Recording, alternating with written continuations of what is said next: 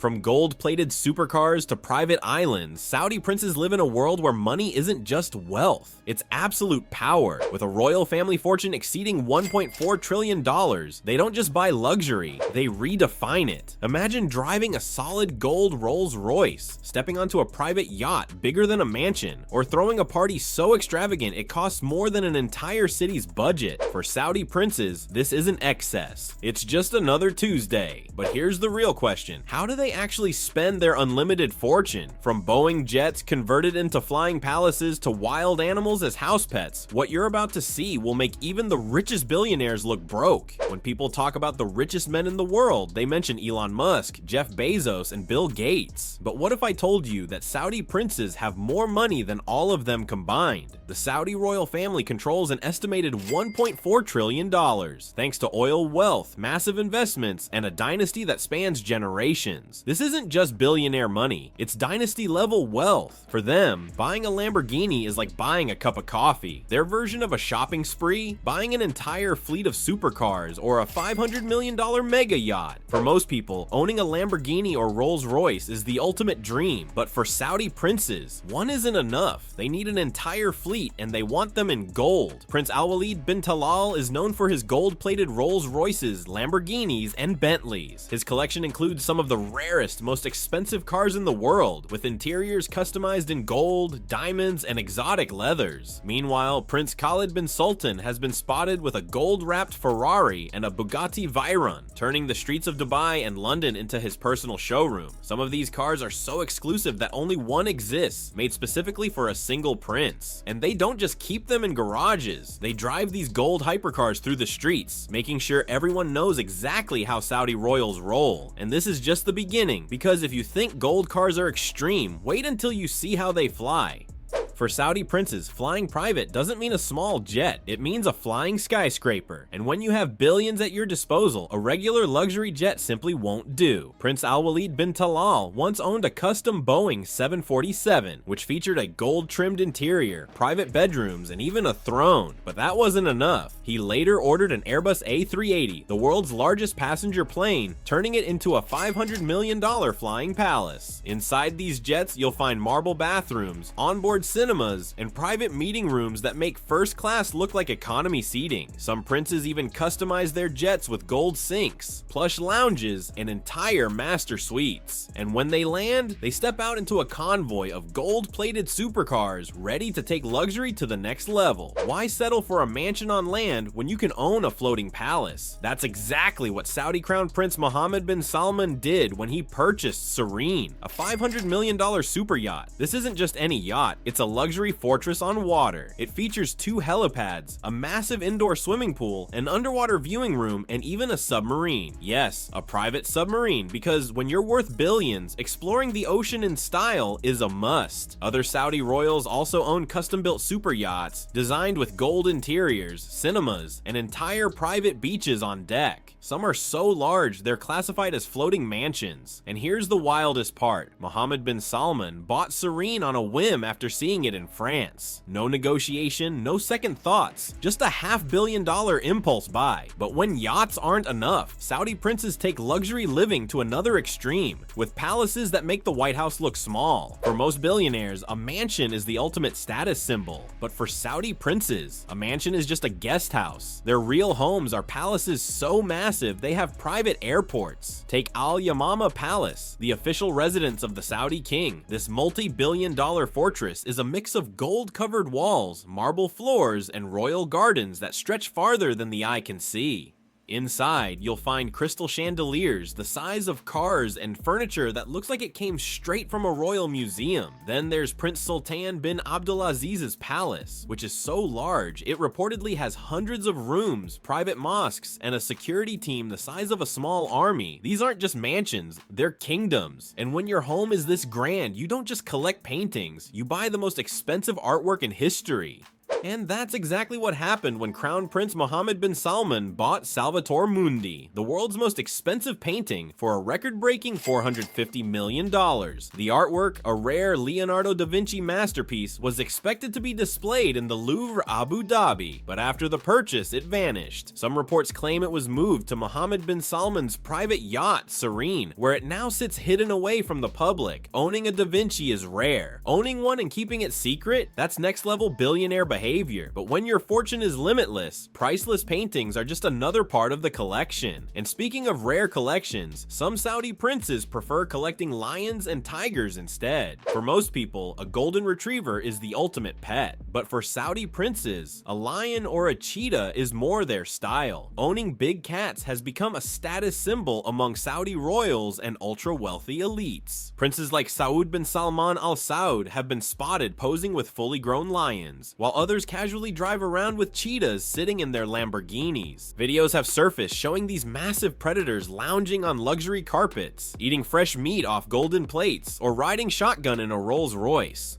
Because when money is endless, even your house cat needs to be extraordinary. But while some princes prefer wild animals as pets, others take exclusivity even further by owning entire private islands. For most people, a 5-star hotel is the peak of luxury, but for Saudi princes, that's not exclusive enough. So instead of booking a suite, they just buy the whole island. Saudi royals have purchased entire private islands, turning them into personal beach resorts with no outsiders allowed. Prince Mohammed bin Salman reportedly spent billions developing Neom's Sindalah Island, a luxury escape with marinas, private beaches, and elite-only access. Some islands are so secretive that only royal guests are ever allowed to visit, and when they're not enjoying their private paradises, Saudi princes rent out entire resorts, shutting down locations just for themselves and their inner circle. But when they leave their islands, they don't just fly commercial, they arrive in style, hosting billion-dollar parties with A-list celebrities. Forget VIP tables. These princes book the whole artist. While most people save up for concert tickets, Saudi royals bring the biggest stars to their private parties. Saudi princes have reportedly paid millions to have Beyonce, Drake, Usher, and even Jennifer Lopez perform at exclusive events. In 2016, Prince Turki bin Abdullah allegedly spent $6 million on a single party, flying in celebrities, models, and luxury cars just for the night. Some of these events cost more than entire small towns make in a year, featuring fireworks displays, custom-built venues, and unlimited luxury champagne. Because when your net worth is in the hundreds of billions, money isn't just spent, it's set on fire for entertainment. And speaking of setting money on fire, some Saudi princes take spending to another level by buying entire designer stores in one go. Imagine walking into a store and saying, "I'll take everything." For Saudi princes, this isn't a fantasy, it's just a normal shopping trip. Some royals are known for spending millions in a single spree, buying entire collections of Rolex watches, designer suits, and rare sneakers. Prince Al-Walid bin Talal is famous for his extravagant taste, reportedly dropping millions on luxury brands in Paris, London, and Dubai. One Saudi prince was rumored to have spent $20 million in a single day, purchasing custom-made suits, diamond-studded shoes, and enough jewelry to fill a vault. Because when money has no limit, luxury isn't a splurge, it's a lifestyle. And while some spend their fortune on fashion, others prefer something even more exclusive, watches worth more than entire mansions. For Saudi princes, time isn't money, it's diamonds. And when your fortune is in the billions, a simple Rolex just won't cut it. Saudi royals are known for owning some of the most expensive watches in the world, with collections worth over $40 million. Their timepieces aren't just luxury, they're custom-built, diamond-studded masterpieces from brands like Rolex, Patek Philippe, and Jacob & Co. Some of these watches cost more than supercars, with individual pieces reaching $10 million or more. One Saudi prince reportedly commissioned a fully diamond-covered Patek Philippe, while others prefer limited edition gold watches that only billionaires can buy. But when money is unlimited, why stop at diamonds? Some Saudi princes take wealth to another level by hiding their fortunes in underground vaults filled with gold. Some billionaires keep their money in banks. These guys keep it in secret vaults. And when you control $1.4 trillion in wealth, a simple savings account isn't going to cut it. Reports suggest that Saudi royals store billions in physical gold, diamonds, and rare artifacts artifacts hidden away in high-security underground vaults. Some of these locations are so secretive that only a handful of people even know they exist. Gold bars stacked like bricks, gemstones worth more than entire companies, and ancient artifacts from civilizations long gone. This isn't just wealth, it's a private treasure trove. And when your fortune is this massive, you don't just need security, you need an entire fleet of armored vehicles to protect it. When your fortune is worth billions, security isn't an option, it's a necessity. And for Saudi princes, protection comes in the form of multi-million-dollar armored convoys. Saudi royals travel in fleets of bulletproof Rolls-Royces, Mercedes G-Wagons, and Cadillac Escalades, with each convoy often costing over $10 million. Some vehicles are reinforced to withstand explosives, while others come equipped with military-grade security features, panic rooms, and emergency escape systems. Prince Al-Walid bin Talal and Crown Prince Mohammed bin Salman are frequently seen surrounded by fleets of heavily armored vehicles and elite bodyguards, ensuring that no threat ever gets close. Because when your wealth is this extreme, your security has to be even stronger. And when they're not traveling by land, Saudi princes are making power moves in the world of sports. For most people, football is just a sport. For Saudi princes, it's a billion-dollar business. Saudi Arabia's royal family has invested billions into the football world, from buying entire clubs to hosting some of the biggest tournaments on the planet. The Saudi Public Investment Fund, PIF, controlled by Crown Prince Mohammed bin Salman, owns Newcastle United and has poured hundreds of millions into bringing top-tier players to the Saudi Pro League. Cristiano Ronaldo, Neymar, and Benzema, these aren't just signings, they're power moves. Because when you have limitless wealth, you don't just watch football, you change the entire game. And while Saudi royals dominate sports, they've also taken their passion for competition to another level by building a billion-dollar empire in horse racing.